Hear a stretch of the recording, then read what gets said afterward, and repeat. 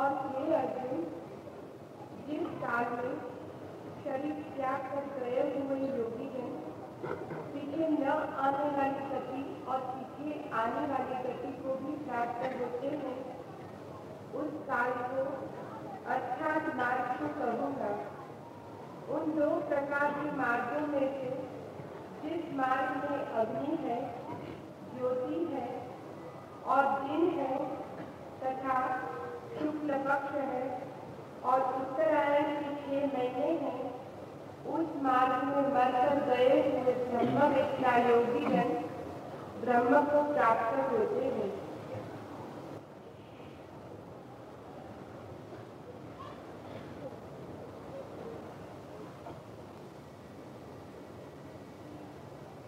कोई ऐसे भी जी सकता है जैसे मरा हुआ ही रहा हो, और कोई ऐसे भी मर सकता है कि उसकी मृत्यु को हम जीवंत कहें। जीवन भी मृतवत हो सकता है और मृत्यु भी अति जीवंत। जिस भांति हम जीते हैं उसे जीवन नाम मात्र को ही कहा जा सकता है। न तो जीवन का हमें कोई पता है, न जीवन के रहस्य का द्वार खुलता है, न जीवन के आनंद की वर्षा होती है, न हम यही जान पाते हैं कि हम क्यों जी रहे हैं, किस लिए जी रहे हैं। हमारा होना करीब करीब ना होने के बराबर होता है। कहना उचित नहीं कि हम जीते हैं, यही कहना काफी है कि हम किसी भांति बने रहते हैं, किसी भांति अस्तित्व को ढो लेते हैं। जीवित रहते हुए भी मुर्दे की भांति। लेकिन ऐसा भी होता है कि मरते क्षण में भी कोई इतना जीवंत होता है कि उसकी मृत्यु को भी हम मृत्यु नहीं कहते। बुद्ध की मृत्यु को हम मृत्यु नहीं कह सकते हैं और हमारे जीवन को हम जीवन नहीं कह पाते। कृष्ण की मृत्यु को मृत्यु कहना भूल होगी।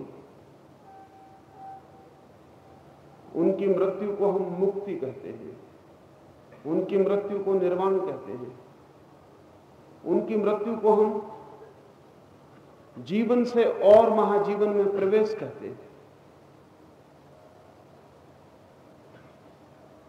उनकी मृत्यु के क्षण में कौन सी क्रांति घटित होती है जो हमारे जीवन के क्षण में भी घटित नहीं हो पाती। किस मार्ग से वे मरते हैं कि परम जीवन को पाते हैं, और किस मार्ग से हम जीते हैं कि जीवित रहते हुए भी हमें कोई जीवन की सुगंध का भी पता नहीं पड़ता है। जिसे हम अपना शरीर कहें वो हमारे लिए एक कब्र से ज्यादा नहीं है, एक चलती फिरती कब्र।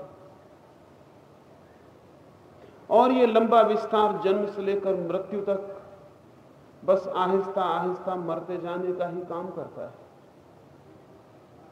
ऐसे हम गुजरते हैं रोज रोज और मौत के करीब पहुंचते हैं। हमारी सारी यात्रा मरघट पर पूरी हो जाए। लेकिन बुद्ध भी मरते हैं, कृष्ण भी, क्राइस्ट भी, मोहम्मद भी, और उनकी मृत्यु के लिए हमें दूसरा शब्द खोजना पड़ता है। उनके जीवन के लिए भी हमें दूसरा शब्द खोजना पड़ता है। वे कुछ और ढंग से जीते हैं और वे कुछ और ढंग से मरते हैं। जीने का सब कुछ निर्भर है जीने के ढंग पर, और मरने का भी सब कुछ निर्भर है मरने के ढंग पर। हमें जीने का ढंग भी नहीं आता, बुद्ध जैसे व्यक्ति को मरने का ढंग भी आता है। कृष्ण अर्जुन से उस क्षण, उस मार्ग, मृत्यु की उस कला की बात इन सूत्रों में करेंगे, जिस कला को जानने वाला, जिस मार्ग को पहचानने वाला मरकर मरता नहीं, अमृत को उपलब्ध हो जाता। कृष्ण ने कहा है, और हे अर्जुन, जिस काल में शरीर त्याग कर गए हुए योगी जन पीछे न आने वाली गति को और पीछे आने वाली गति को भी प्राप्त होते हैं, उस काल को, उस मार्ग को मैं तुमसे कहूंगा। इसमें 2-3 बातें ठीक से समझ लेनी चाहिए। जिस काल में, जिस क्षण में बड़ा मूल्य है क्षण का, बड़ा मूल्य है काल का। किस क्षण में कोई व्यक्ति मृत्यु को उपलब्ध होता है? निश्चित ही क्षण से अर्थ बाहर की घड़ी में घूमते हुए कांटे से जो नापा जाता है उस क्षण से नहीं। लेकिन भीतर भी एक घड़ी है और भीतर भी क्षणों का एक हिसाब है। एक तो बाहर नापने की हमने यांत्रिक व्यवस्था की है समय को, वो बाहर के कामों के लिए जरूरी है, भीतर के कामों के लिए नहीं। भीतर एक और भी माप है, और उस माप में जिस क्षण में व्यक्ति की मृत्यु होती है, भीतरी माप के जिस क्षण में, भीतरी घड़ी के जिस क्षण में बहुत कुछ निर्भर होता है। क्योंकि इस जगत में आकस्मिक कुछ भी नहीं, मृत्यु भी आकस्मिक नहीं है। मृत्यु भी बहुत सुव्यवस्थित है और मृत्यु भी बहुत कारणों से सुनिश्चित है। और हर आदमी हर कभी नहीं मरता, हर आदमी अपनी मृत्यु चुनता है। दैट्स अ चॉइस जिसे हम जिंदगी भर निर्मित करते हैं। और मृत्यु को देखकर कहा जा सकता है कि व्यक्ति कैसे जिया।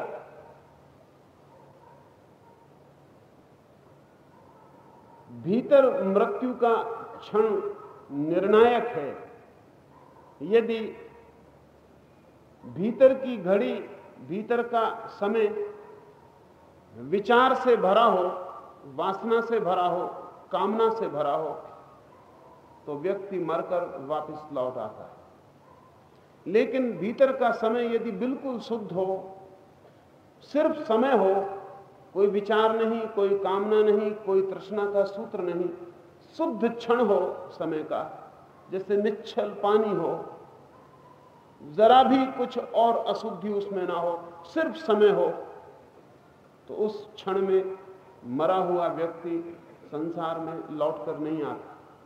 इस संबंध में कहना चाहूंगा, महावीर ने ध्यान के लिए जो नाम दिया है वो है सामायिक। ये शब्द बहुत अद्भुत है, ये समय से बना हुआ शब्द है।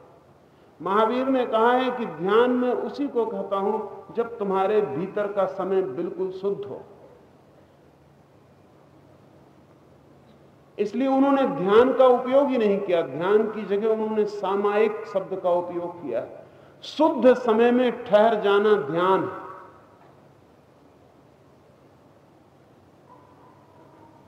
हमारा समय, भीतर जो हमारा समय है वो सदा ही वासना से भरा है।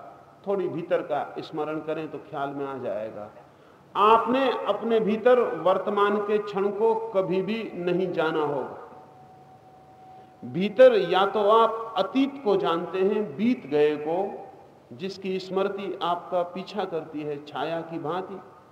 जो हो चुका उसकी जुगाली करते रहते हैं, जैसे जानवर जुगाली करते हैं। भैंस रख लेती है भोजन बहुत सा अपने पेट में और फिर उसे निकाल के चबाती रहती। जो बीत गया उसकी जुगाली चलती है मन के भीतर। सोचते रहते हैं बार बार उसको। जो हो चुका उसे सोचना नासमझी है। उससे अपने वर्तमान क्षण को व्यर्थ ही आप नष्ट किए ले रहे हैं। जो जा चुका वो जा चुका, अब वो कहीं भी नहीं है, लेकिन आपकी स्मृति में है और आपकी स्मृति जुगाली करती है और वर्तमान में जो क्षण है, अभी समय जो है भीतर, उसे भर देती है। वो जो प्रेजेंट मोमेंट है, अभी इसी समय जो मौजूद क्षण है, उसे अतीत ढांक लेता है। और जब कोई वर्तमान का क्षण अतीत से ढक जाता है तो नष्ट हो जाता है। आप उससे अपरिचित ही गुजर जाते हैं। या तो ये होता है और या फिर ये होता है कि वर्तमान का क्षण भविष्य की वासना से आच्छादित होता है।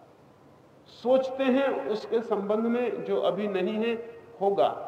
आने वाला कल, भविष्य, क्या करना है, क्या नहीं करना है, क्या पाना है, क्या नहीं पाना है, कौन सी दौड़ लेनी है, कौन सी मंजिल बनानी है। या तो अतीत डुबा देता है क्षण को, वर्तमान को, या भविष्य डुबा देता है। दोनों हालत में भीतर का समय खो जाता है। दोनों हालत में वो काल क्षण खो जाता है जो कि वस्तुतः था, और वे चीजें आच्छादित हो जाती हैं। दोनों नहीं है। बीता हुआ कल भी नहीं है, आने वाला कल भी नहीं है। जो नहीं है वो उसे घेर लेता है। जो है, यही मरे हुए जिंदा आदमी का लक्षण है। इसीलिए हम जीते हैं बुझे बुझे, मरे मरे, क्योंकि जो नहीं है वो हमारे ऊपर भारी है और जो है उसका कहीं पता भी नहीं चलता। क्या कभी आपने मन में ऐसा टाइम मोमेंट, ऐसा काल क्षण जाना है जब अतीत भी ना हो, भविष्य भी ना हो, और आप अभी हो, यहीं, अभी और यहीं, जस्ट हियर एंड नाउ? उस क्षण में यदि मृत्यु हो जाए तो लौटकर आना नहीं होता। लेकिन जो उस क्षण में जिया ही नहीं, वो मरेगा कैसे? जिसने जीवन में कभी उस क्षण को जाना ही नहीं, वो मरते वक्त नहीं जान लेगा। अचानक उसका अवतरण नहीं होता। जिसका जीवन भर भरा हुआ रहा है कचरे से, मरते क्षण में वो सारा कचरा इकट्ठा होकर उसके चित्त को घेर लेता है। ध्यान रहे, जीते जी तो कुछ अतीत याद आता है, कुछ भविष्य। मरते क्षण पूरा अतीत और पूरे भविष्य की कल्पनाएं इकट्ठी खड़ी हो जाती। जिन लोगों को कभी पानी में डूबने का ख्याल हो कि ऐसी घड़ी आ गई हो कि मरने के करीब पहुंच गए, तो शायद उन्हें पता हो।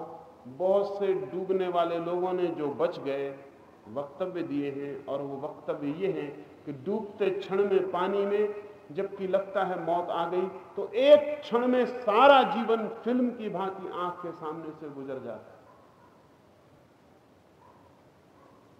एक क्षण में जैसे पूरी की पूरे जीवन की फिल्म एक बारगी आंख के सामने गुजर जाती है। मरते वक्त सभी को ऐसा होता है। सारा अतीत आंख के सामने गिर जाता है और सारे भविष्य के भय, वासनाएं, स्वप्न, वे भी सब इकट्ठे हो जाते। मृत्यु का क्षण बड़ी भीड़ का क्षण, टू मच क्राउडेड। इसलिए मृत्यु में आपको अपना तो पता ही नहीं चलता। भीड़ इतनी ज्यादा होती है कि पता लगाना ही मुश्किल होता है कि मैं कौन हूं। जो मर रहा है उसका तो पता ही नहीं चलता, लेकिन पीछे और आगे हम डोलते रहते। सुना है मैंने कि मुल्ला नसरुद्दीन की शादी को 30 वर्ष हो गए हैं, और उसकी पत्नी ने एक दिन सुबह उठकर कहा कि मुल्ला, याद है आज 30 वर्ष पूरे होते हैं। आज हमारी विवाह की वर्षगांठ कैसे मनाएं, क्या इरादा है तुम्हारा? क्या अच्छा ना हो जो मुर्गा हम 6 महीने से पाल रहे हैं आज उसे काट लिया जाए? नसरुद्दीन ने कहा 30 साल पहले घटी हुई दुर्घटना के लिए मुर्गे को दंड देना कहां तक उचित है? फिर मुर्गे का उसमें कोई हाथ भी नहीं। लेकिन 30 वर्ष क्या, 30 जन्म पहले घटी हुई घटना और दुर्घटना भी हमें घेरे रहे, हम उसी के इर्द गिर्द घूमते रहते। और जितना हम पीछे घूमते रहते हैं उतना ही हम आगे की योजनाओं में डूबे रहते हैं। जितना होगा अनुपात अतीत का उतना ही अनुपात सदा होता है भविष्य का। जितनी जड़ें आदमी की अतीत स्मृति में होती हैं उतनी ही शाखाएं उसी अनुपात में, ठीक उसी अनुपात में भविष्य में फैल जाती है। और बीच का जो क्षण है बहुत छोटा, अति अल्प, आणविक, वो खो जाता है इस भीड़ में।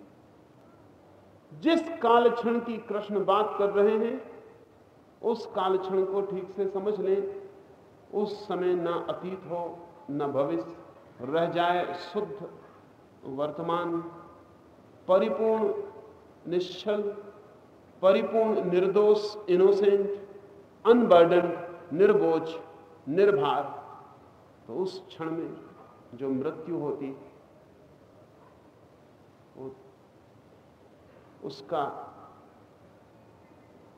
उसका रूप मृत्यु का नहीं परम जीवन के अनुभव का है। वो मोक्ष, मुक्ति बन जाती।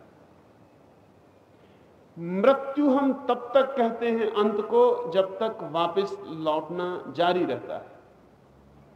मृत्यु उस क्षण मुक्ति बन जाती, मोक्ष जिस क्षण वापस लौटने का उपाय नहीं रह जाता। वापस लौटता है आदमी मन से। मन ही धागा है जिससे हम वापस लौटते हैं। और मन है अतीत और भविष्य का जोड़। अतीत धन भविष्य बराबर मन। वर्तमान का क्षण मन का हिस्सा नहीं है, not a part of the mind. वर्तमान मन का हिस्सा नहीं है, इसलिए जो वर्तमान में प्रवेश कर जाता है वो मन के बाहर हो जाता है। जो अतीत और भविष्य में रहता है वो मन में रहता है। अब एक बहुत मजे की बात आपसे कहूं जो कि आपको एकदम से समझ में शायद ना भी पड़े, लेकिन थोड़ा समझेंगे तो समझ में पड़ सकती। हम सदा कहते हैं कि समय के 3 हिस्से हैं, अतीत, वर्तमान, भविष्य, पास्ट, प्रेजेंट, फ्यूचर। इसमें भूल है। प्रेजेंट जो है, present is not a part of time at all. वर्तमान समय का हिस्सा नहीं है। समय तो केवल अतीत और भविष्य है।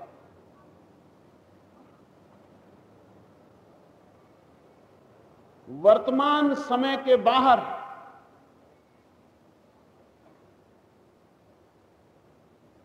जहां अतीत समाप्त होता है और जहां अभी भविष्य शुरू नहीं होता, उस बीच की संधि रेखा में वर्तमान। वर्तमान समय का हिस्सा नहीं, काम चलाऊ है, बातचीत की वर्तमान समय का हिस्सा है। वर्तमान समय का हिस्सा नहीं, वर्तमान अस्तित्व है। और जो समय का हिस्सा नहीं है वो मन का भी हिस्सा नहीं। अगर ठीक से समझें तो जिसे हम बाहर के जगत में समय कहते हैं, टाइम कहते हैं, वही भीतर के जगत में मन, माइंड। इसे ऐसा समझ लें कि जिस घटना को हम बाहर के जगत में समय कहते हैं उसी घटना का भीतरी नाम मन है। Time and mind are really synonyms. वे बिल्कुल पर्याय हैं, उनमें कोई भेद नहीं है। इसलिए जिसे मन के बाहर जाना हो वो समय के बाहर चला जाए तो मन के बाहर पहुंच जाता है। जिसे समय के बाहर जाना हो वो मन के पार चला जाए तो समय के बाहर पहुंच जाए। ये दोनों एक ही चीज के 2 छोर हैं। बाहर समय की तरह पहचाना जाता है, जो भीतर वही मन है। वर्तमान ना तो समय का हिस्सा है और न मन का। वर्तमान अस्तित्व है, इसे ऐसा समझें कि अस्तित्व में न कुछ अतीत है और न कुछ भविष्य, अस्तित्व सदा है। अस्तित्व में न कुछ अतीत है और न कुछ भविष्य, अस्तित्व तो सदा है। ऐसा समझें कि आदमी चला जाए जमीन से, तो क्या जमीन पर कोई पास्ट, कोई अतीत होगा? आदमी न हो जमीन पर, अर्थात मन न हो जमीन पर, तो क्या कोई भविष्य होगा? चांद तो फिर भी निकलेगा, लेकिन चांद कल भी निकला था इसकी स्मृति चांद को नहीं। फूल फिर भी खिलेंगे, लेकिन फूल पहले भी खिले थे इसका कोई हिसाब फूल नहीं रखता। पक्षी फिर भी गीत गाएंगे, लेकिन यह गीत कल भी गाया गया था, इसका पक्षियों के पास कोई लेखा जोखा नहीं। और चांद कल भी निकलेगा, इसकी कोई योजना चांद के पास नहीं। और फूल कल भी खिलेंगे, उस कल का, उस खिलने का फूलों को कोई स्वप्न भी नहीं आता। मन हट जाए, ध्यान रहे, इसलिए हमने आदमी को शायद जमीन पर अकेला भारत है जिसने ठीक ठीक नाम दिया है मनुष्य। मनुष्य का मतलब है जिसके पास मन है। और मन का अर्थ है कि जिसके पास अतीत का लेखा जोखा और भविष्य की योजना और कल्पना है। मनुष्य ना हो, मन ना हो, तो सब कुछ होगा, समय नहीं होगा। There shall be time no longer. आदमी भर ना हो तो समय नहीं होगा। समय आदमी के मन के साथ पैदा हुई वस्तु, आदमी के हटते ही समय खो जाता। यदि भीतर आप किसी ऐसी स्थिति को खोज लें जब ना अतीत है ना भविष्य, तो वहां कोई विचार भी नहीं हो सकता, क्योंकि विचार या तो अतीत के होते हैं या भविष्य। वहां कोई तृष्णा नहीं हो सकती, क्योंकि तृष्णा अतीत से जन्मती है और भविष्य की तरफ दौड़ती है। वहां कोई वासना नहीं हो सकती। वहां होंगे सिर्फ आप, सिर्फ आपका अस्तित्व, सिर्फ होना मात्र, जस्ट बीइंग। उस क्षण में जो मृत्यु घटित हो तो लौट कर आना नहीं, मृत्यु मुक्ति बन जाती। और जिन लोगों ने मृत्यु को परम मित्र कहा है, तो आपकी मृत्यु को नहीं कहा है। जिन्होंने कहा है कि मृत्यु परम सौभाग्य है, तो आपकी मृत्यु को उन्होंने परम सौभाग्य नहीं कहा है। उस भूल में मत पड़ना। उन्होंने इस मृत्यु की बात कही, जो मृत्यु मित्र है, वो ऐसी मृत्यु है जो मुक्ति बन जाती। लेकिन काल क्षण बहुमूल्य। यदि भीतर ऐसा न हो तो फिर आप नई यात्रा पर प्रारंभ कर देते हैं। अतीत को समेटे हुए, भविष्य का स्वप्न देखते हुए ही पुनर्जन्म होता है। अतीत को समेटे हुए, भविष्य की कामना करते हुए फिर नया गर्भधारण हो जाता है।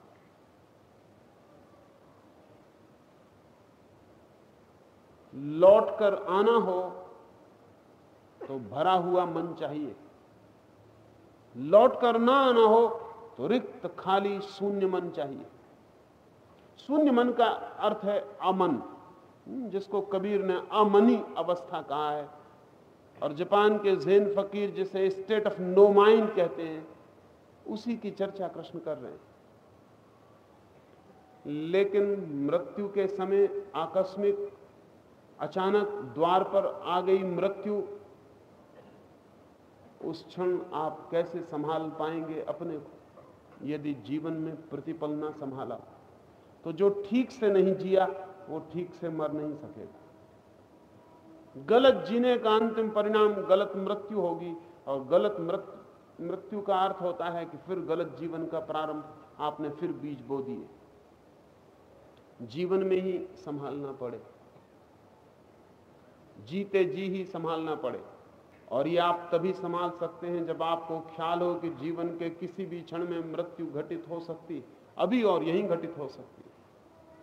इसलिए जो कहता है कल संभाल लेंगे, वो कभी भी नहीं संभाल पाता है। जो कहता है अभी और यहीं, वही संभाल पाता है। एक ज़ेन फकीर हुआ लिंची, अपने गुरु के पास जब वो गया था तो उसके गुरु ने कहा, किस लिए आया है? तो लिंची ने कहा कि मैं सन्यासी होना चाहता हूं।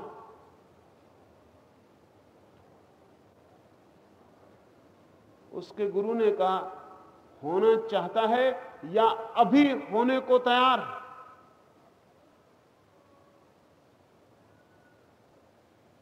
उसके गुरु ने कहा, सन्यास का भविष्य से कोई भी संबंध नहीं है, संसार का भविष्य से संबंध। कोई आदमी कहे एक दुकान चलाना चाहता हूं, तो भविष्य की जरूरत पड़ेगी।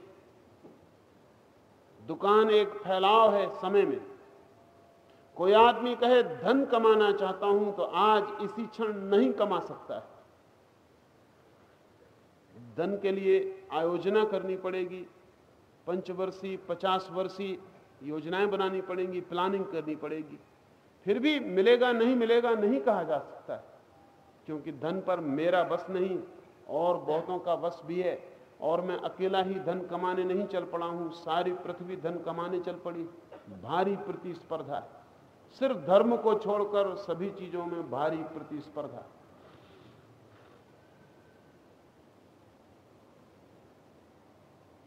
धन कमाना हो, यश कमाना हो, पदों की सीढ़ियां चढ़नी हो, तो भविष्य के बिना कोई उपाय नहीं।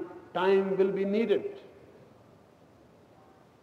भविष्य चाहिए, नहीं तो कुछ भी ना हो सकेगा। लेकिन यदि संन्यास लेना हो तो भविष्य की कोई भी जरूरत नहीं है, इसी क्षण घट सकता है, क्योंकि संन्यास निपट निजी है, उसका इस जगत में किसी से कोई संबंध नहीं। और अगर धन में कमाना चाहूं तो मेरे पास जितना धन बढ़ेगा किसी के पास कम होगा, या किसी के पास ज्यादा हो सकता था तो मैं छीनूंगा। कहीं ना कहीं कोई ना कोई वंचित होगा। लेकिन अगर मैं संन्यास लेता हूं तो दुनिया में कहीं भी कोई वंचित नहीं होता। शायद मेरे संन्यास लेने से दुनिया में बहुत कुछ समृद्धि भला आ जाए, लेकिन कहीं कोई वंचित नहीं होता, क्योंकि संन्यास कोई कमोडिटी नहीं, कोई वस्तु नहीं है कि कम हो जाएगी। फिर संन्यास कोई संसार का हिस्सा नहीं है कि मैं उसकी योजना करूं और कल और परसों और वर्ष और 2 वर्ष और प्रतीक्षा करूं। संन्यास एक घटना है जो उस काल क्षण में घटती है, जो अभी और यहीं है। ठीक से समझें तो संन्यास का अर्थ है जो समय के बाहर घटित होता है, संसार का अर्थ है जो समय के भीतर घटित होता है। संसार का अर्थ है with in the time process, और संन्यास का अर्थ है jumping out of the time process. इसलिए जब कोई आदमी कहता है कि कल सोचकर मैं संन्यास लूंगा, तो मैं जानता हूं उसे पता ही नहीं कि संन्यास का अर्थ क्या है। सोचकर जो लिया जा सकता है वो संसार होगा, क्योंकि सोचेंगे क्या? सोचने का अर्थ है अतीत के अनुभव से पूछूंगा, स्मृति से पूछूंगा। सोचने का क्या अर्थ है? भविष्य का हिसाब लगाऊंगा कि फायदा होगा कि नुकसान होगा। सोचने का अर्थ है अतीत और भविष्य से पूछूंगा, और तो सोचने का कोई भी अर्थ नहीं होता। लोग क्या कहेंगे ये भविष्य है, और अतीत में मैं कैसा आदमी रहा हूं उसके साथ तालमेल खाएगा संन्यास नहीं खाएगा, ये अतीत है। मुर्दों से पूछ रहे हैं अतीत से, भविष्य से पूछने का अर्थ है अनजन्मे से पूछ रहे हैं। लेकिन संन्यास का सोचने से कोई संबंध नहीं, धर्म का ही सोचने से कोई संबंध नहीं। इसी क्षण उस संधि रेखा में जहां अतीत नहीं और भविष्य नहीं, जो घटना घट जाती है बिना विचारे, जो छलांग है, कूद जाना है अपने से बाहर, वो संन्यास। उसके गुरु ने कहा तू लेना चाहता है या तैयार है अभी?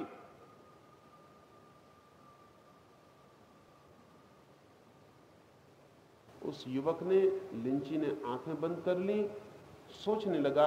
उसके गुरु ने उसे हिलाया और कहा जरा सा विचार और तू चूक जाए। जरा सा सोचा कि तू गया, खोया। उस युवक ने कहा मुझे सोच तो लेने दो, थोड़ा सा तो सोच लेने दो, इतनी भी जल्दी क्या है?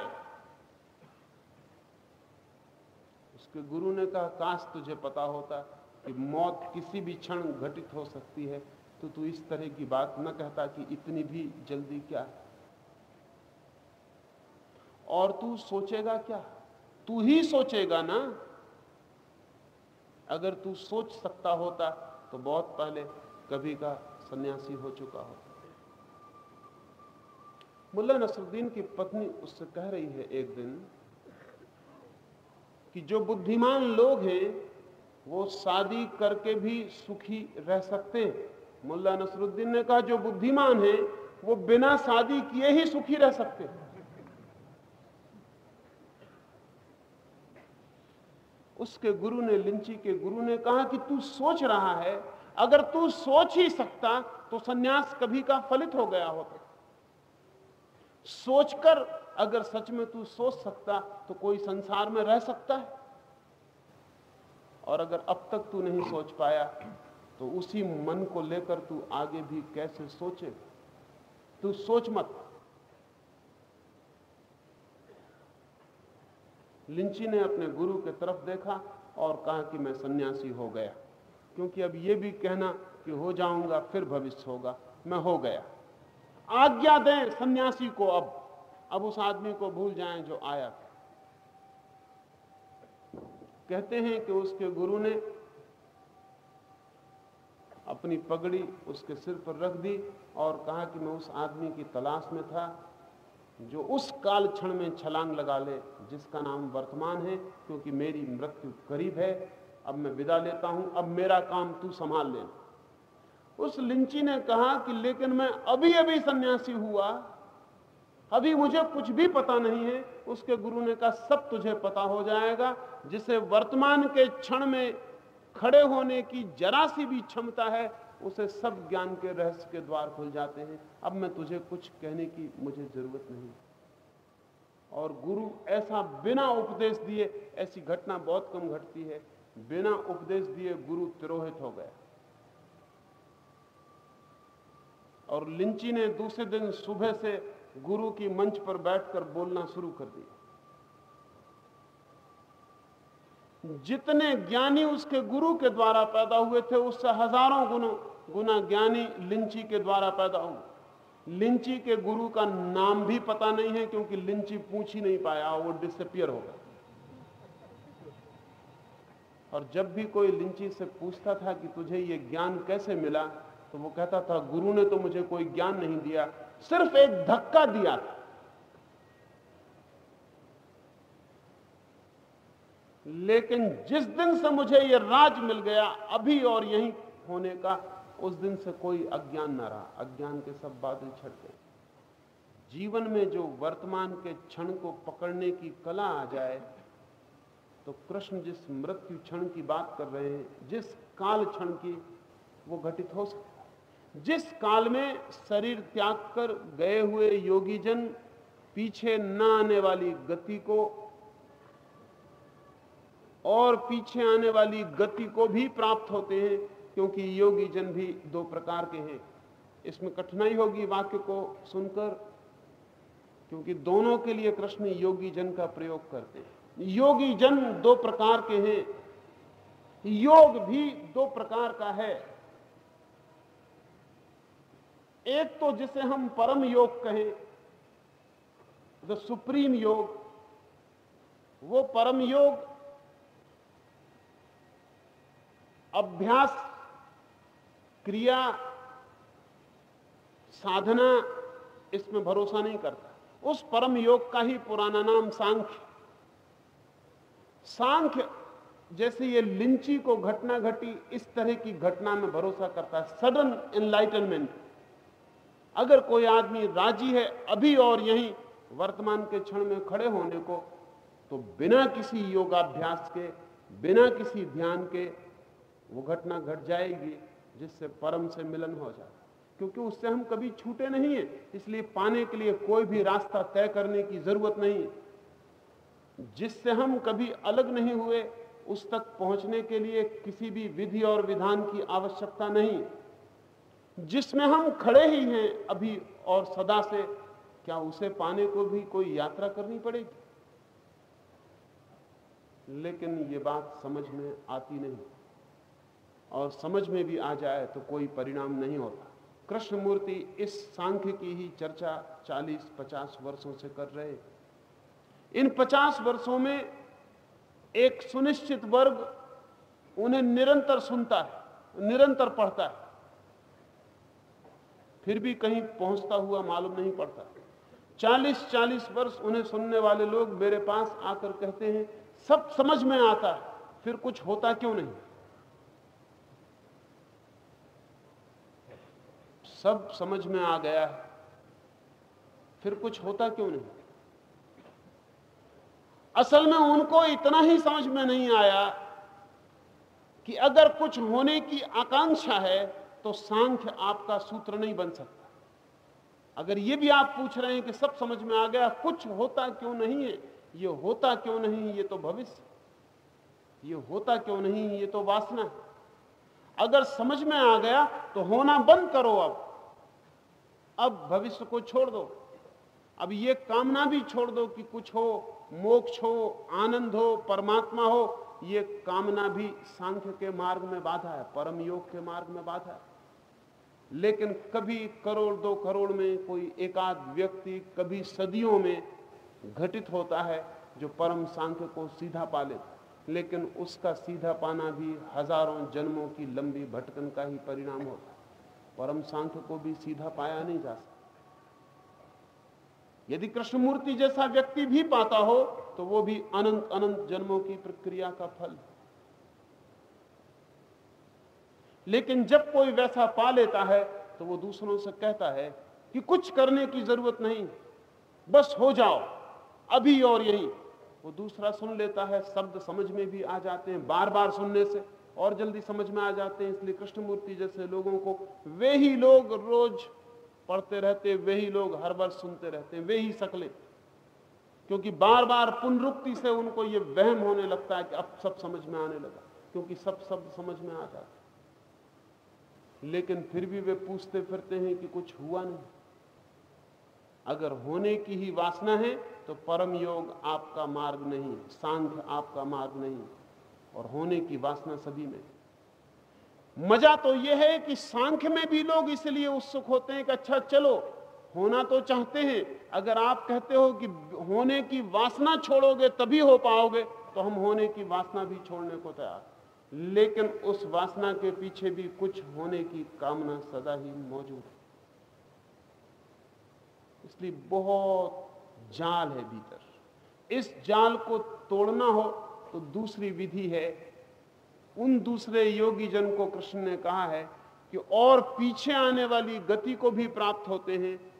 ऐसे योगी भी हैं जो योगी योग की साधना किसी भी वासना से कर रहे हों, चाहे वो वासना परमात्मा को पाने की वासना ही क्यों ना हो, चाहे वो वासना सब वासनाओं से मुक्त हो जाने की ही वासना क्यों ना हो। लेकिन जहां भी किसी तरह की डिजायरिंग, वहीं भविष्य आ गया। जहां किसी तरह की कामना, वहीं भविष्य निर्मित हो गया। और जहां भविष्य है वहां अतीत से सहारा लेना पड़ेगा, क्योंकि भविष्य के अनजान लोक में आप प्रवेश कैसे करेंगे? अतीत का अनुभव ही आपका आधार बनेगा, अतीत का ज्ञान ही आपका सहारा होगा। अतीत का ज्ञान और भविष्य की कामना वो क्षण चूक गया, जिस क्षण में मरता है कोई तो फिर वापस नहीं आता। इसलिए अगर मरते क्षण में इतनी भी कामना मन में रही कि हे प्रभु अब तो उठा लो, अब पुनर्जन्म ना हो, तो पुनर्जन्म हो गए। क्योंकि ये जो वासना, आज एक 82 वर्ष के बूढ़े मित्र ने सन्यास लिया है, लेकिन बड़ी संसारी भावना से वो आके बोले कि मैं 82 साल का हो गया और कम से कम 60 साल से महात्माओं के दरवाजों पे चक्कर काट रहा हूं, लेकिन अब तक कोई लाभ नहीं हुआ। लाभ? मैंने उनसे पूछा क्या लाभ चाहते थे? न मन को शांति मिली, ना आनंद मिला, न प्रभु का कोई दर्शन हुआ, और धन संपत्ति की भी सदा तकलीफ रही, शरीर से भी दुखी रहा। और अब तो थोड़े दिन बचे तो कहने लगे कि अब आपकी शरण में आया हूं, और अब तो कुछ ऐसा कर दें कि बस दोबारा आगमन ना हो। और अगर इतना भी ना हो पाए तो इतना ही कर दें कि कम से कम जब तक जिंदा हूं किसी तरह का दुख ना हो। मैंने पूछा, कितना समय मुझे दे सकते हैं? क्योंकि जब वासना हो तो समय की पहले पूछ लेना चाहिए, कितना समय, यानी मेरे लिए कितना समय दे सकते? उन्होंने कहा, ज्यादा समय तो मेरे पास है नहीं, 82 साल का हूं, साल भर में हो जाए, 6 महीने में हो जाए। मैंने कहा 2-4 दिन में हो जाए तो क्या ख्याल है? चित्त उनका बड़ा प्रफुल्लित हो गया। कहने लगे, फिर तो कहना ही क्या। और मैंने कहा, अगर अभी इसी क्षण हो जाए? तब उन्हें थोड़ा शक हुआ, तब थोड़ा शक हुआ, क्योंकि इसी क्षण का भरोसा तो किसी को भी नहीं। उन्होंने कहा, इतनी जल्दी क्या, 2-4 दिन में भी हो जाए? इस क्षण का भरोसा तो किसी को नहीं है। और मैं आपसे कहता हूं, हो सकता है तो इस क्षण में, नहीं तो 4 दिन, न 4 वर्ष, न 4 जन्म, कुछ भी काफी नहीं। अगर यही क्षण काफी नहीं है तो फिर सारा समय का विस्तार भी ना काफी। अब ये मित्र हैं, ये अगर सन्यास भी लेना चाहते हैं तो बड़ी वासना से प्रेरित होकर, बड़ी गहन वासना। पर मैं कहता हूं, कोई हर्ज नहीं, वासना से ही सही कूदो। शायद कूदने में ही ख्याल आ जाए कि कूदे जिस जगह, वो जगह अगर मंदिर भी थी तो हम सारी गंदगी को साथ लेकर कूद पड़े। शायद उस मंदिर की पवित्रता के कारण इस गंदगी को बाहर फेंक आने की मनसा हो जाए, या शायद छलांग में स्मरण आए कि छलांग भी ली तो बड़ी अधूरी, एक टांग बंधी हुई है पीछे। वासना के जगत से पूरी की पूरी बंधी। इन मित्र को कोई पूछे, वृद्धजन को, कि पक्का किए देते हैं अगले जन्म में धन की भी कोई तकलीफ ना होगी और शरीर का कोई कष्ट ना आएगा, फिर क्या इरादा? तो मेरी अपनी समझ ये है कि ये कहेंगे तो फिर एक दफा और कोशिश कर ली जाए, बुरा नहीं। अगर जन्म से भी आप बचना चाहते हैं तो किस लिए बचना चाहते हैं? इसलिए कि दुख ना हो। तो आप जन्म से नहीं बचना चाहते, सिर्फ दुख से बचना चाहते।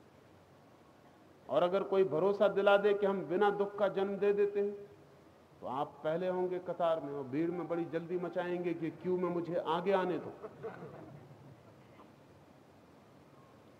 नहीं, मुक्त तो वही होता है जिसे अगर कोई वायदा करता हो कि जीवन सुख ही सुख की सैया होगी, फूल ही फूल होंगे जीवन में, फिर भी वो कहता होंगे। लेकिन सुख भी नहीं चाहिए, असल में चाह ही नहीं चाहिए।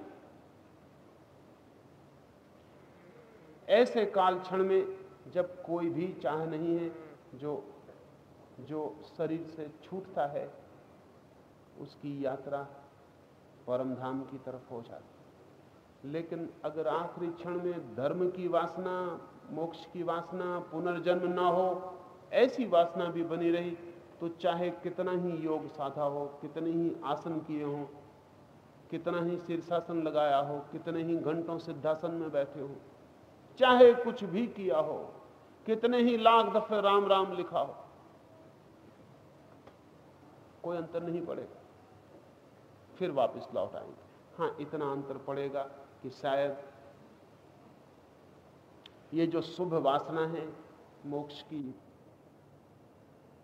प्रभु मिलन की वासना, तो वासना ही है, शुभ है, कम से कम धन पाने की नहीं है, मोक्ष में ही जाने की है, कम से कम वैश्यागृह में जाने की नहीं है, शुभ है, शुक्ल है वासना। तो शायद अगले जन्म में ये भी संभावना बन जाए कि शुक्ल और शुभ वासना को भी छोड़ने की क्षमता आ जाए। लेकिन ऐसा योगी वापस लौट आएगा। जिसने योग साधा हो किसी वासना से, वो वापस लौट आएगा, क्योंकि वो उस काल क्षण को उपलब्ध नहीं होता जहां से वापसी नहीं। उन दो प्रकार के मार्गों में से जिस मार्ग में अग्नि है, ज्योति है, दिन है तथा शुक्ल पक्ष है और उत्तरायण के 6 माह हैं, उस मार्ग में मरकर गए हुए ब्रह्मवेत्ता पुरुष ब्रह्म को प्राप्त होते हैं। 2 मार्ग, उत्तरायण और दक्षिणायन, 2 मार्गों की चर्चा कृष्ण करेंगे। इस पहले सूत्र में पहले मार्ग की चर्चा है। ये चर्चा अति सूक्ष्म है और इसमें जिन प्रतीकों का प्रयोग हुआ है उन प्रतीकों के कारण इस सूत्र को गीता के करीब करीब नहीं समझा जा सका है।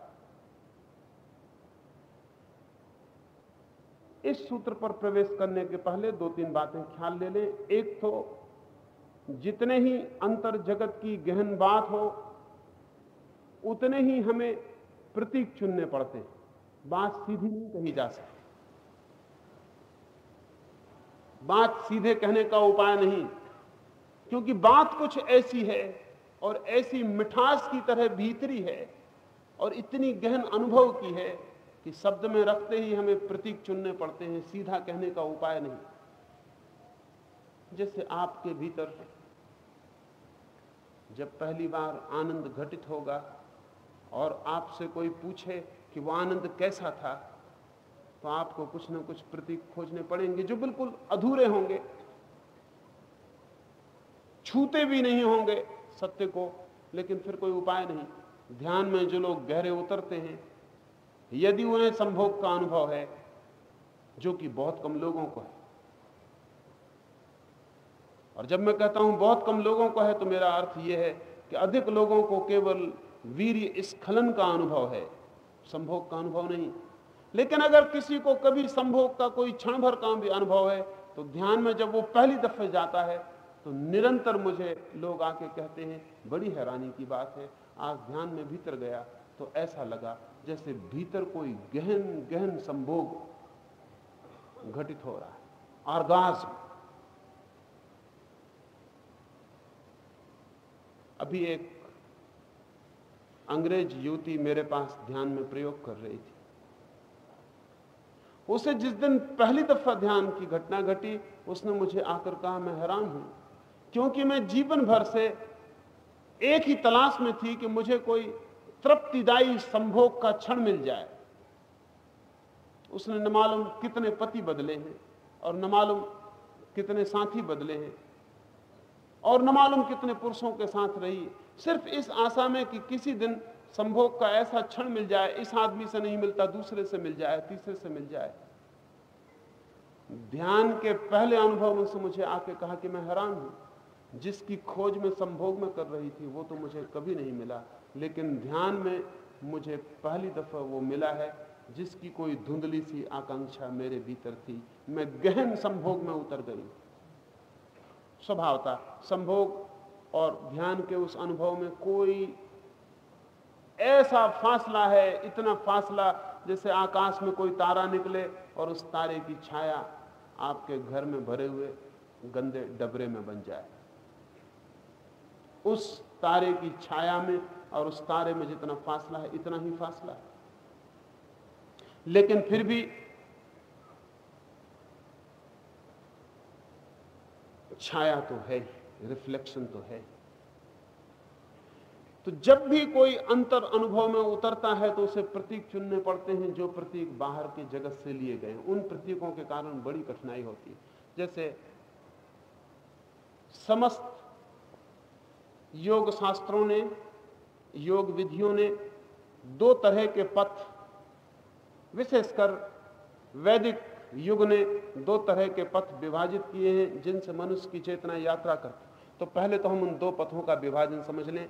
सूर्य जब भूमध्य रेखा के उत्तर में होता है बढ़ता हुआ, तो एक उत्तर का पथ, और जब सूर्य भूमध्य रेखा से दक्षिण की तरफ नीचे उतरता होता है तो दूसरा दक्षिण का पथ। अगर हम आदमी को भी ठीक पृथ्वी की तरह दो हिस्सों में बांट लें तो सेक्स सेंटर जो है आदमी का, जो काम वासना का केंद्र है, उसके नीचे का हिस्सा दक्षिण मान लें और उस केंद्र के ऊपर का हिस्सा उत्तर मान लें, तो मनुष्य के भीतर एक अग्नि है, उसकी मैं बात करूंगा। वही मनुष्य की ऊर्जा है, बायो एनर्जी, जिसको आप पश्चिम में जीव शास्त्री बायो एनर्जी कहते हैं, जीव ऊर्जा कहते हैं। उस जीव ऊर्जा को भारत ने सदा सूर्य के प्रतीक में समझा है, क्योंकि समस्त जीव ऊर्जा सूर्य से ही प्राप्त होती है। अगर फूल खिलता है, पौधे बड़े होते हैं, आदमी के गर्भ का विकास होता है, आदमी बढ़ता है, तो सब सूर्य के कारण। हमारे भीतर जो जीव ऊर्जा है वो सूर्य से ही हमें उपलब्ध होती है। इसलिए बहुत उचित है कि उस भीतर की ऊर्जा के लिए भी सूर्य का ही प्रयोग किया जाए, ठीक वैसे ही जैसे तारे के झलकने को हम पानी के डबरे में देखें और दोनों में संबंध जोड़ लें। आदमी की चेतना में जो भी घटनाएं घटती हैं वे बहुत गहन रूप से सूर्य से संबंधित हैं।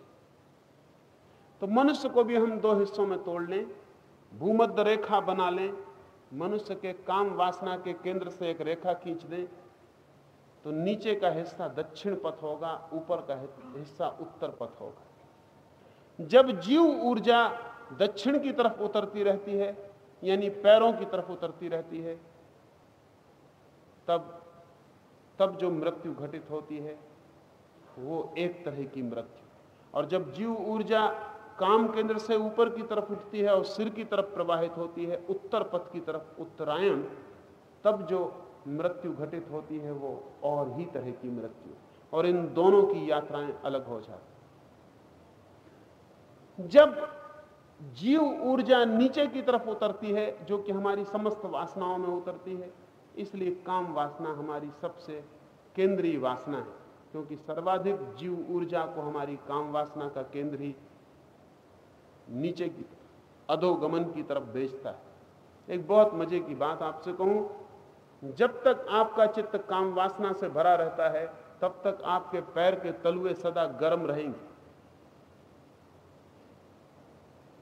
लेकिन जैसे ही आपकी काम ऊर्जा काम केंद्र से नीचे की तरफ न बहकर ऊपर की तरफ बहने लगेगी, ऊर्ध्वमुखी होगी, वैसे ही आपके पैर ठंडे होने शुरू हो जाएंगे और आपका सिर गर्म होना शुरू हो जाए।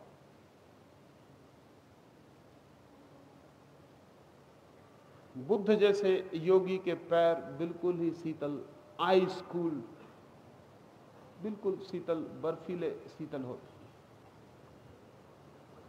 बहुत पुराने दिनों से गुरु के चरणों में सिर रखने का बहुत महत्वपूर्ण उपयोग था। वो डायग्नोसिस थी, जैसे कि चिकित्सक नाड़ी पर किसी के हाथ रख ले। गुरु के चरणों में सिर रख के शिष्य पहचान लेता था कि अभी उत्तरायण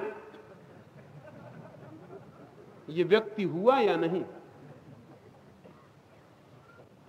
और गुरु अपना हाथ उसके सिर पर रख के पहचान लेता था कि दक्षिणायन कहां तक हो। ये बहुत चुपचाप हो गया निदान था, इसके लिए बातचीत भी नहीं करनी पड़ती थी, चुपचाप हो जाता और मन ही मन बात समझ ली जाती और हिसाब हो जाते थे कि क्या करना है क्या नहीं करना है। और एक दफा शिष्य ठीक से पहचान लेता था गुरु के चरणों में सिर रखकर, तो फिर वो पता नहीं लगाता फिरता था कि गुरु का चरित्र कैसा है कैसा नहीं, उसका कोई प्रयोजन नहीं था। वो पैरों में सब उसे कह दिया। और एक दफा गुरु पहचान लेता था सिर पे हाथ रख के, तो फिर वो नहीं पूछता था कि तुम क्या कर रहे हो क्या नहीं कर रहे हो, क्योंकि वो जानता था कि तुम क्या कर रहे हो, क्या हो रहा है भीतर। साइको एनालिसिस करते वक्त फ्रायड, युंग और एडलर जो वर्षों में नहीं पहचान पाते, वो भारतीय गुरु सिर्फ सिर पे हाथ रख के पहचान लेते। जैसे मरीज नाड़ी से पहचान लिए जाते, वैसे इस उत्तरायण और दक्षिणायन की व्यवस्था को भी बड़ी सरलता से पहचाना जा सकता है, क्योंकि ऊर्जा फौरन खबर देती है कि कहाँ है। जहां भी ऊर्जा प्रवाहित होती है वहां उष्ण हो जाता है, और जहां से ऊर्जा हट जाती है वहां शीतल हो जाता है। इसीलिए चिकित्सक तो कहेंगे कि यह आदमी बीमार है। अगर पैर ठंडा हो तो चिकित्सक तो कहेगा कि आदमी बीमार, खतरा तो है ही। खतरा इसलिए है कि इसकी जीव ऊर्जा अब शरीर के बाहर निकलने के करीब है, ये मर सकता है।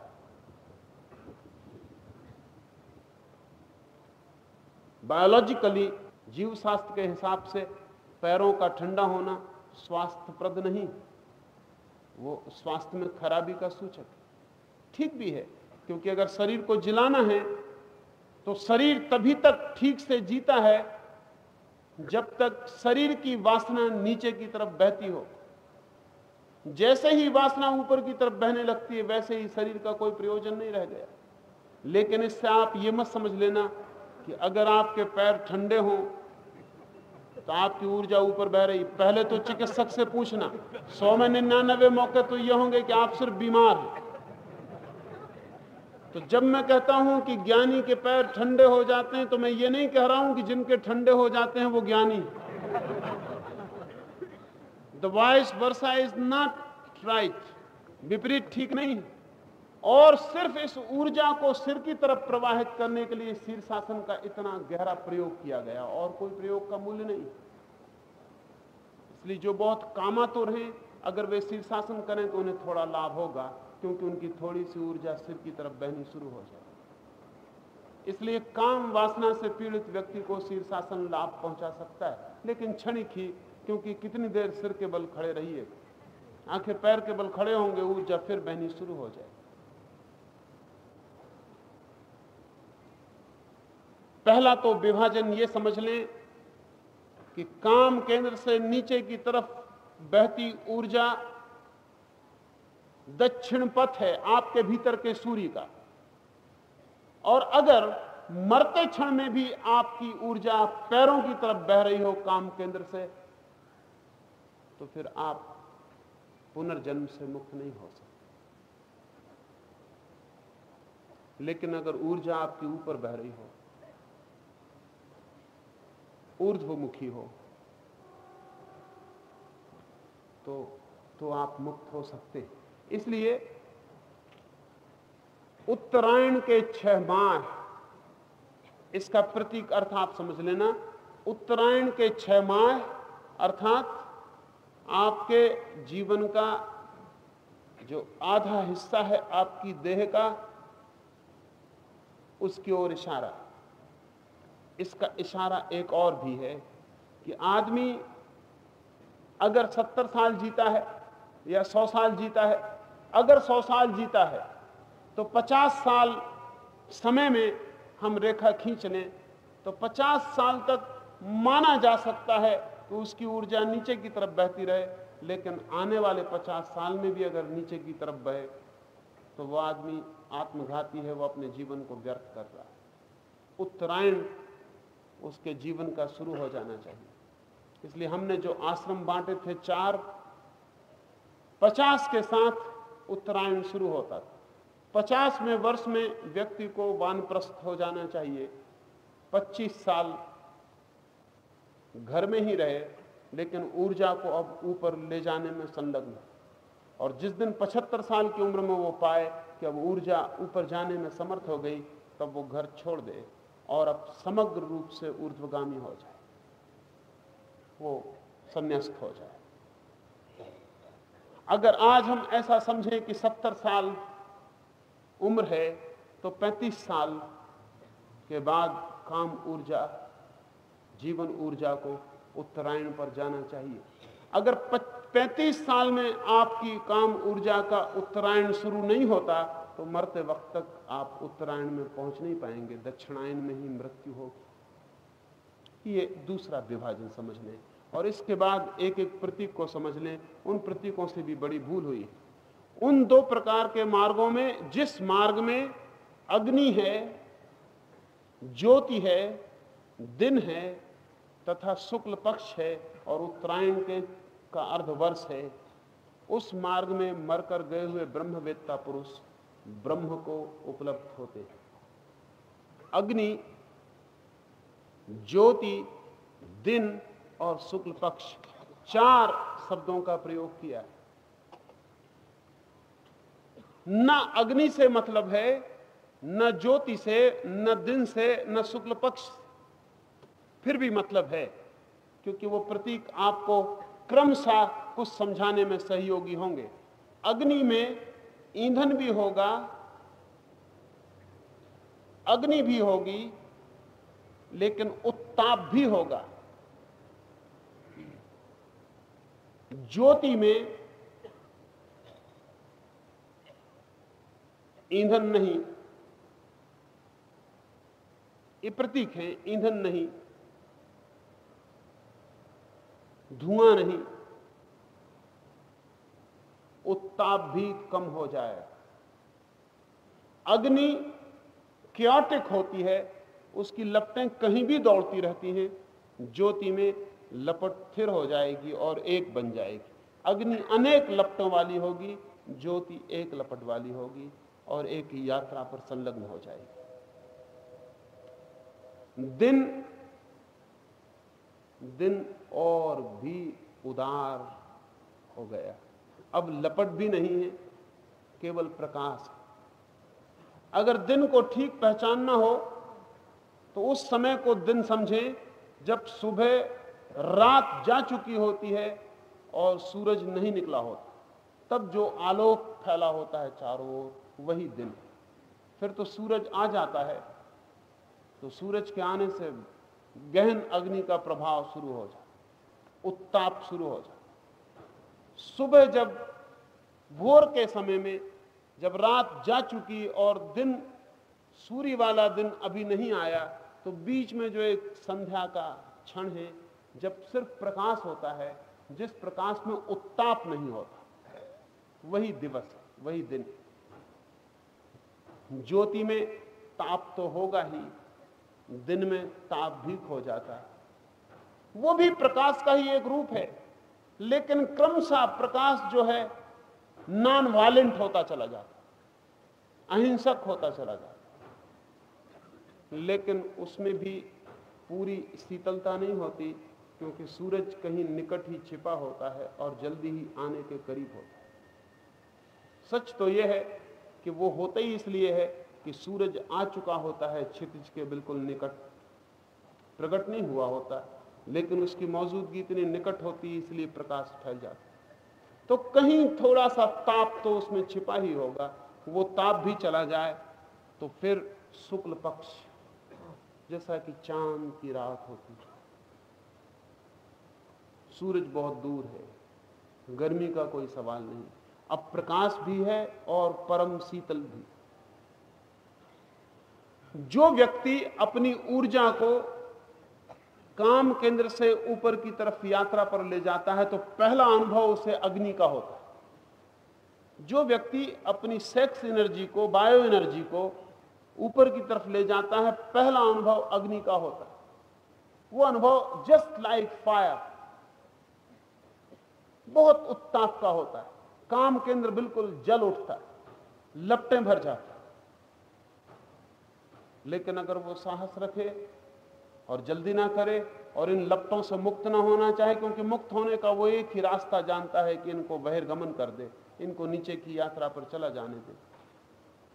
तो पश्चिम में जहां काम वासना के संबंध में कम से कम समझ है और ज्यादा से ज्यादा आकर्षण है, वहां वे समझते हैं कि काम वासना का उपयोग वैसा ही है जैसे कि कोई आदमी छींक का उपयोग करता है, बस इससे ज्यादा नहीं। समथिंग लाइक रिलीफ, कुछ भीतर बेचैनी है उसको फेंक देना है बाहर, छुटकारा होगा। काम ऊर्जा का कोई विधायक अर्थ भी हो सकता है, काम ऊर्जा रूपांतरित हो सकती है, या काम ऊर्जा परम अनुभव की तरफ ले जा सकती है, इसका पश्चिम में कोई दृष्टि नहीं।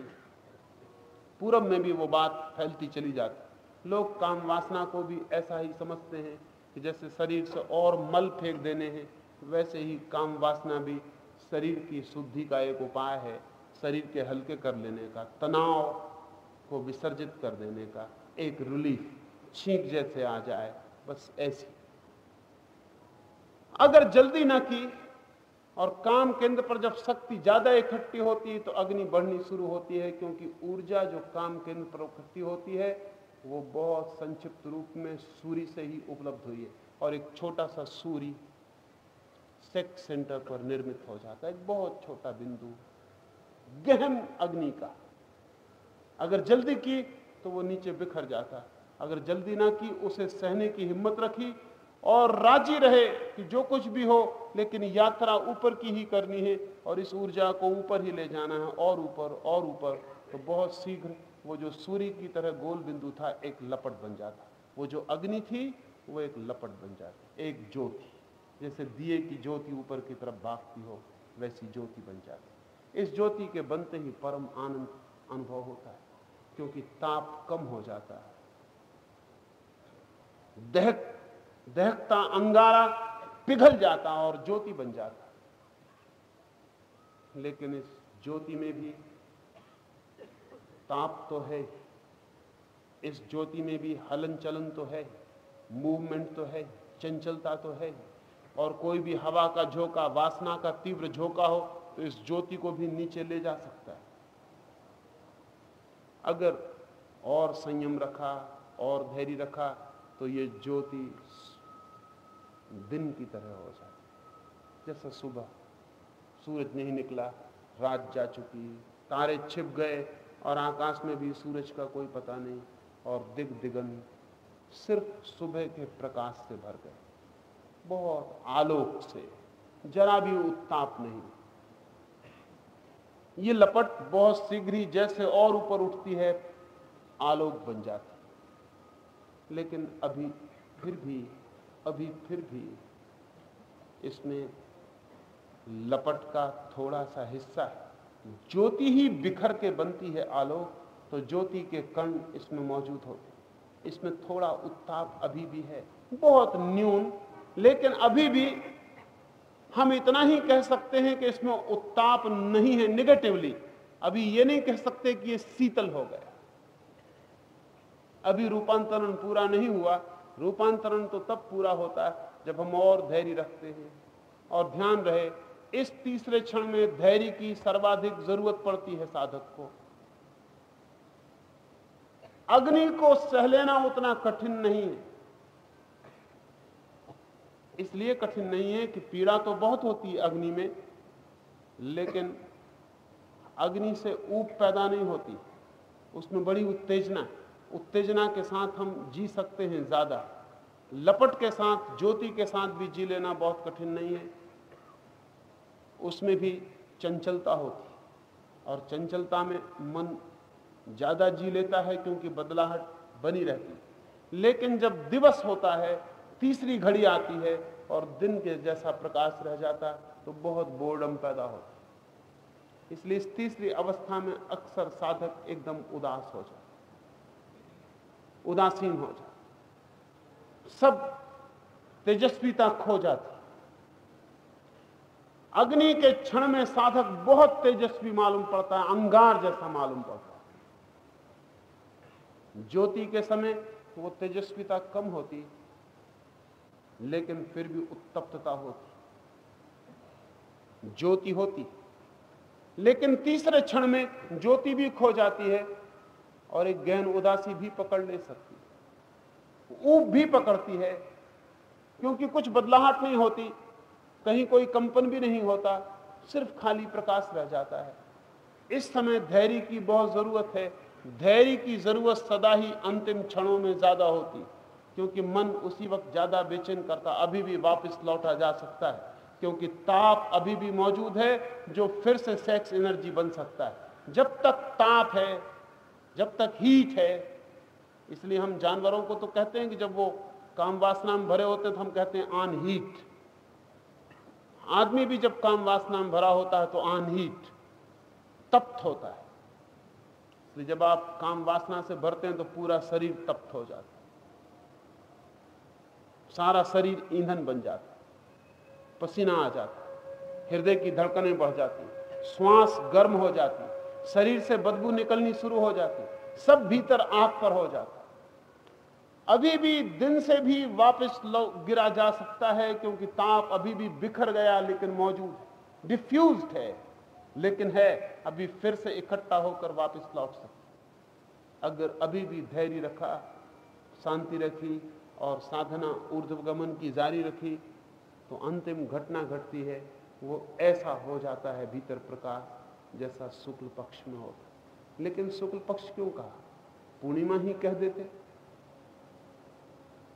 पूरे पक्ष को कहने की क्या जरूरत पड़ी क्योंकि पहले दिन एकम के चांद जैसी ही घटना घटती, और जैसे चांद 15 दिनों में पूरा होता, ऐसा 15 स्टेजेस में ये चौथी घटना पूरी होती। और जिस दिन पूर्णिमा हो जाती है भीतर, पूरे चांद की रात जैसी शीतलता हो जाती है। उस क्षण में अगर मृत्यु हो जाए तो बुद्धत्व प्राप्त होता, तो ब्रह्म की उपलब्धि होती। बुद्ध के संबंध में कथा है कि उनका जन्म भी पूर्णिमा के दिन हुआ। उनको पहली महासमाधि, पहली संबोधि, पहला बुद्धत्व भी पूर्णिमा के दिन मिला, और उनका महापरिनिर्वाण, उनकी मृत्यु भी पूर्णिमा के दिन हुई। जरूरी नहीं है कि हिस्टोरिकली सही हो, ऐतिहासिक रूप से जरूरी नहीं कि सही हो भी सकता है संयोग से, लेकिन इसका ऐतिहासिक मूल्य नहीं। इसका मूल्य तो इस भीतर के शुक्ल पक्ष के लिए, इस भीतर के शुक्ल पक्ष के लिए। इस चौथी अवस्था के ठीक वैसे ही 15 टुकड़े किए जा सकते हैं जैसा बढ़ते हुए चांद के होते। और जब कोई व्यक्ति पूर्णिमा की स्थिति में गुजरता है, पूर्णिमा की स्थिति में विदा होता है इस पृथ्वी से, उसके लौटने का कोई उपाय नहीं होता। और उत्तरायण के 6 माह, वे ही उत्तरायण के 6 माह है। इसे एक तरफ से और ख्याल में ले लें, क्योंकि ये प्रतीक जटिल हैं और बहुसूची और बहुअर्थी। मनुष्य के 7 चक्र हैं। अगर हम काम केंद्र को, सेक्स सेंटर को एक पहला चक्र मान लें, तो बाकी फिर 6 चक्र और रह जाते। सेक्स सेंटर को मैंने कहा हम भूमध्य रेखा मान लें, तो उसको चक्र गिनने की जरूरत नहीं, फिर 6 चक्र रह जाते, वे 6 माह। ठीक वैसे ही 6 चक्र काम सेंटर के नीचे भी होते हैं, लेकिन उनकी चर्चा ज्ञानियों ने नहीं की, क्योंकि उनका कोई प्रयोजन नहीं।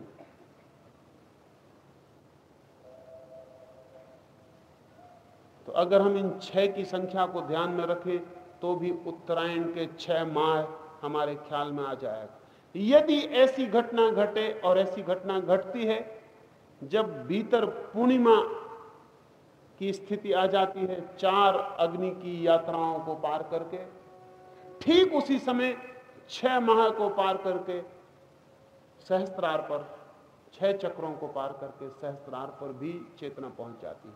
सहस्त्रार पर हो चेतना और पूर्णिमा जैसा प्रकाश हो, तो ब्रह्म की उपलब्धि होती। उस क्षण में मर जाने से ज्यादा बड़ा सौभाग्य और कोई भी नहीं। उस क्षण में जीना भी सौभाग्य है, उस क्षण में मरना भी सौभाग्य है, उस क्षण में कुछ भी घटित हो तो सौभाग्य। ये भी जान लें कि वहां से वापसी नहीं, ब्रह्म से नहीं, ब्रह्म से तो वापसी नहीं है, इस अवस्था से भी वापसी नहीं है। बुद्ध को ज्ञान तो हुआ मृत्यु के 40 साल पहले, महावीर को भी कोई 42 साल पहले।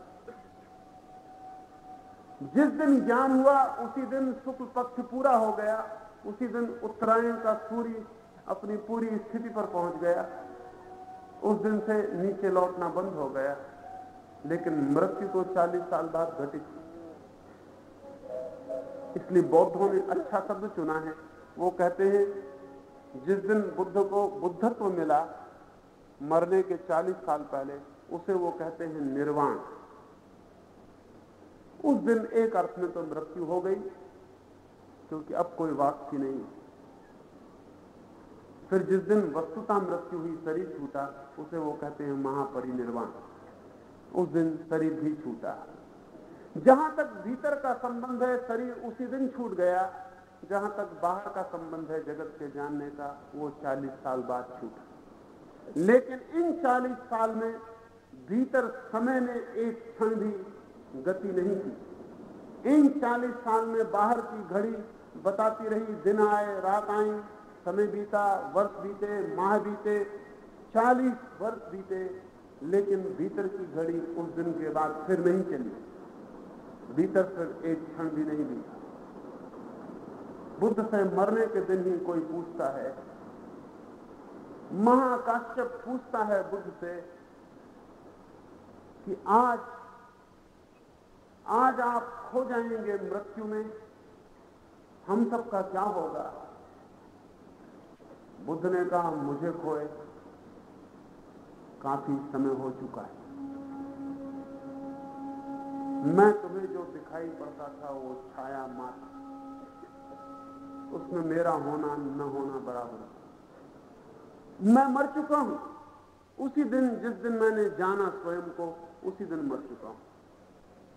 महाकाश्यप ने पूछा, फिर आप इतने दिन जिए कैसे? अगर वासना नहीं रही, तृष्णा नहीं रही और आप कहते हैं मैं मर चुका, तो इतने दिन आप जिए कैसे? खाते थे, पीते थे, चलते थे, हमने अपनी आंखों देखा है। बुद्ध ने कहा, बाहर, लेकिन भीतर न मैंने खाया न मैं चला, भीतर मैंने कुछ भी नहीं। महाकाश्यप पूछता है, लेकिन बाहर तो किया, बाहर भी क्यों किया अगर सब समाप्त हो गया? तो बुद्ध कहते हैं, बाहर करने का कारण है पिछले जन्मों में इस शरीर की जितनी उम्र मैंने कमाई थी, उस उम्र के पूर्व ही भीतर की घटना घट गई, उतनी उम्र पूरी होगी। ये शरीर तो अपनी विधि को पूरा करेगा। करीब करीब वैसे जैसे एक आदमी साइकिल चला रहा है और पैडल मारता चला जाता है। जब तक पैडल चलाता है साइकिल चलती है, पैडल रोक देता है तब भी साइकिल एकदम नहीं रुक जाती। 10, 50, 100, 200 कदम मूवमेंट। इतनी देर तक पैरों से जो पैडल मारा है, तो हर पैडल साइकिल को चलाता ही नहीं, हर पैडल की कुछ शक्ति बच जाती, इकट्ठी हो जाती, और जब आप पैडल रोकते हैं तो वो अर्जित रिजर्वायर शक्ति जो कुछ इकट्ठी हो गई, वो थोड़ी दूर तक चला देती। एक बहुत मजे की घटना इस संबंध में आपसे कहूं। बुद्ध को जब ज्ञान हुआ तो वे 35 साल पार कर चुके थे। जिन लोगों को भी 35 साल के बाद, जीवन की मध्य रेखा के बाद ज्ञान होता है, वे काफी देर जिंदा रह जाते। क्यों? इसे ऐसा समझें कि आप साइकिल पर पैडल मार रहे, अगर आप चढ़ाव पर पैडल मार रहे हैं तो आपके पैडल रोकते ही साइकिल 2-4 कदम ही चल जाए तो बहुत चढ़ाव। अगर उतार पर पैडल मार रहे हैं तो आपके पैडल रोक लेने पर साइकिल काफी चल सकती। इसलिए अक्सर ऐसा हुआ कि जिन लोगों को 35 साल के बाद ज्ञान हुआ, वे लोग 30-40 साल और जी सके, बुद्ध या महावीर। लेकिन जिन लोगों को 35 साल के पहले ज्ञान हो गया, वे ज्यादा नहीं जी सके। शंकर या क्राइस्ट या और इस तरह के लोग, जिनको भी पहले ज्ञान हो जाएगा तो फिर साइकिल चलानी बड़ी मुश्किल बात, चढ़ाव अति कठिन है। और अगर चलानी हो तो बहुत उपाय करने पड़ेंगे। रामकृष्ण को भी ज्ञान 35 के पहले ही हो गया और बड़ी मुश्किल थी उनको। जितने दिन वो जिंदा रहे वो बहुत मुश्किल काम था और शायद बहुत कम लोगों ने उस तरह की चेष्टा की। रामकृष्ण कुछ चीजों में अपना लगाव बनाए रखते थे, लगाव जानकर, कोशिश करके। भोजन में उनका बहुत लगाव था। कोई सोच भी नहीं सकता कि उस हैसियत का व्यक्ति और 2-4 बार चौके में पहुंच जाता हो और पूछता हो कि क्या बना। शारदा उनकी पत्नी उन्हें कहती थी, परमहंस देव, तुम्हारा चौके में बीच बीच में उठ के आके पूछना बड़ा अशोभन मालूम पड़ता है, लोग क्या सोचते हो। सत्संग चलता था, ब्रह्मचर्चा चलती थी, अचानक रोक के कि मैं भी आया, आप चौके में चले आते। जो बैठे हैं वो क्या नहीं सोचते होंगे? रामकृष्ण हंसते थे और टाल देते, क्योंकि कुछ बातें हैं जिनके जवाब नहीं दिए जा सकते। नहीं दिए जा सकते इसलिए नहीं कि नहीं दिए जा सकते, नहीं दिए जा सकते इसलिए कि जिसको दिए जाने हैं वो उनको बिल्कुल भी नहीं समझ पाए। लेकिन शारदा पीछे ही पड़ी रही। तो एक दिन रामकृष्ण ने कहा कि तू नहीं मानती है तो मैं तुझे कहता हूं, मेरी नाव ने किनारे से सब तरह के रस्सियां खोल ली हैं अपनी, लेकिन एक खूंटी से मैं अपने को बांधे रखना चाहता हूं उन लोगों के लिए जिनकी मैं प्रतीक्षा कर रहा हूं कि मैं उनसे कह दूं जो मैं कहना चाहता हूं, और फिर मैं अपनी नाव को खोल दूं पूरा, ताकि मेरी यात्रा, मैं अपनी महायात्रा पर निकल जाऊं। तो मैं इस भोजन में इतना लगाव रखता हूं सिर्फ इसलिए कि एक खूंटी गड़ी रहे शरीर के साथ, अन्यथा ये इसी वक्त गिर सकता है। तो शारदा से रामकृष्ण ने कहा कि मैं तुझे बता देता हूं, तू नहीं मानती तो तुझे बता देता हूं, जिस दिन मैं भोजन में रस न लूं समझ लेना कि वो मेरे मृत्यु का निकट है, और उसके 3 दिन बाद मैं मर जाऊंगा। ठीक 3 दिन बाद। शारदा ने उस दिन तो गंभीरता से नहीं लिया, लेकिन एक दिन वो घड़ी आ गई, रामकृष्ण बिस्तर पर लेटे थे और उस दिन चौके में उठकर नहीं आए थे। शारदा थोड़ी बेचैन भी हुई, कितना ही समझाओ वो नहीं मानते थे। बीमार भी हो तो उठ के आते थे, आज नहीं आए पता लगाने की क्या बना है। शारदा थाली लेकर कमरे में आई तो रामकृष्ण ने थाली देख के करवट बदल दी। शारदा के हाथ से थाली छूट पड़ी। उसे याद आया कि उन्होंने कहा था कि जिस दिन मैं भोजन में अरुचि दिखाऊं उस दिन समझना कि अब बस आखिरी दिन करीब है, 3 दिन और बाकी रहे। और ठीक 3 दिन बाद रामकृष्ण की मृत्यु हुई। तो अगर चढ़ाव पर हो तो बहुत मुश्किल हो जाता है, लेकिन बुद्ध और महावीर दोनों उतार पर, इसलिए 40-42 साल दोनों जिए अनुभव के बाद। लेकिन वो पुराना मोमेंटम है, जन्मों जन्मों के कदमों की ताकत। और जब भी किसी व्यक्ति को 35 साल के पहले अनुभव हो जाता है तो बड़ी अड़चन हो जाती है, और जिनके लिए वो रुकता है वे ही 1000 अड़चनें खड़ी करते हैं कि आपने ऐसा क्यों किया, आपने ऐसा क्यों किया, आप ऐसा क्यों करते। वो कहीं किनारे पर अपनी कुछ खूंटियां गाड़ के रखना चाहता है, शायद किसी प्रतीक्षा। इस क्षण में दक्षिणायन और अग्नि बन गई हो पूर्णिमा का प्रकाश, जब इन दोनों का मिलन होता है उसी क्षण पीछे लौटना असंभव है। पॉइंट ऑफ नो रिटर्न, वो जगह आ गई जहां से वापस नहीं हुआ जाता, जिससे आगे ही जाएगा, और आगे ब्रह्म के अतिरिक्त और कुछ भी नहीं। आज इतना ही, कल हम दूसरा सूत्र लेंगे, लेकिन अभी कोई हिलेगा नहीं और जाएगा नहीं।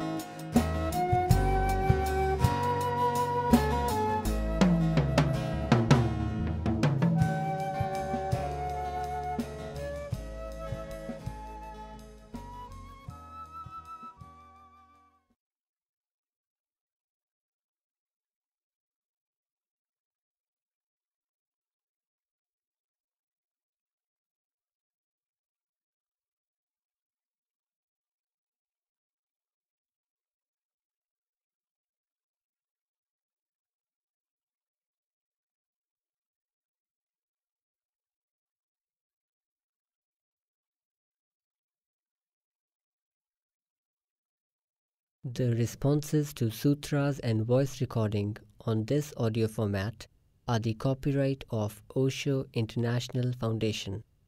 Copyright dates 1953 through 2003. All rights reserved. Reproduction in any media is prohibited. सूत्रों पर दिए गए संबोधन और ऑडियो माध्यम में मुद्रित आवाज़ पर ओशो इंटरनेशनल फाउंडेशन के कॉपीराइट हैं। कॉपीराइट 1953 से 2003, सर्वाधिकार सुरक्षित। किसी भी माध्यम में रिप्रोडक्शन अर्थात पुनर्निर्माण निषिद्ध है।